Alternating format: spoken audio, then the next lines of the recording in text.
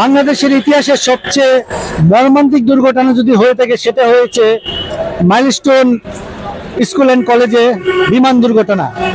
আসলে এতগুলো প্রাণ, এতগুলো শিশু, কোমলমতি শিশুরা ওখানে আগুনে পুড়ে দগ্ধ হয়েছে, যেটা কল্পনা করা যায় না, যেটা বাংলাদেশে এর আগে কখনোই হয় নাই।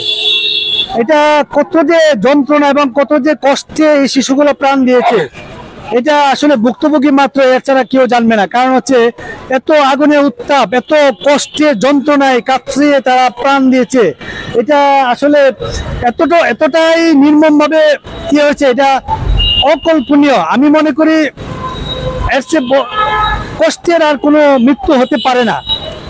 এ পর্যন্ত 29 জন শিশু নিহত হয়েছে এবং শতাধিকের উপরে শিশু আহত হয়েছে। হাসপাতালে বেডে তারা কাতরাচ্ছে।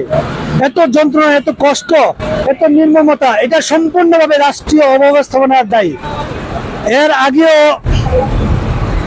এটা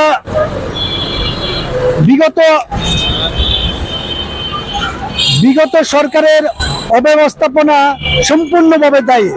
কারণ তারা কেন প্রশিক্ষণ বিমান, এত নরবরে কোটিপূর্ণ বিমান চালাবে, এবং এখানে কেন তারা জনবসতি এলাকায় কেন তারা প্রশিক্ষণ বিমান চালনা করবে, এবং রানওয়ে কেন যেন তেন জায়গায় রানওয়ে থাকবে।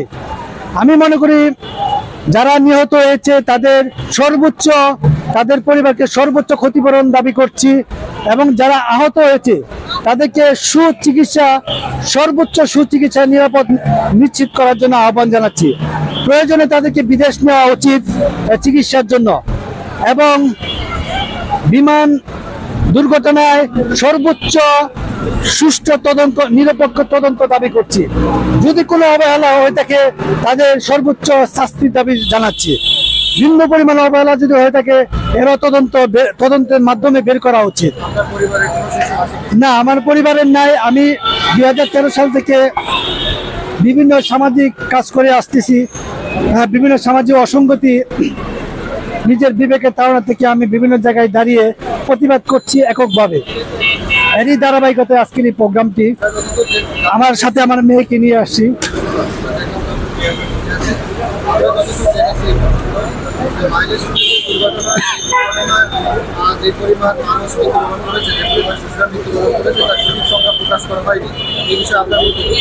আসলে সরকার সর্বোচ্চ চেষ্টা করছে প্রকাশ করার জন্য, এবং কিছু প্রকাশ করেছেও।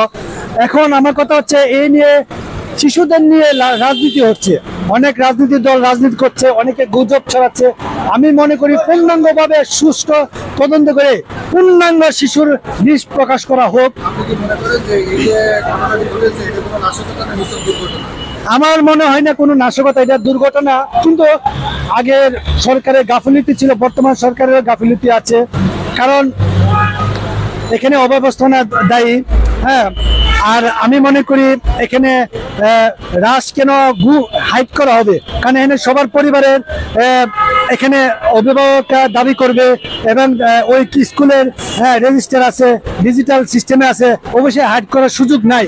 তবুও আমি দাবি করবো সরকারকে একটা শিশুরও যাতে হাইড না করে, কোনোভাবে যাতে হাইডের কোনো অপশন না রাখা হয়, পূর্ণাঙ্গ তথ্য প্রকাশ করার দাবি জানাচ্ছি।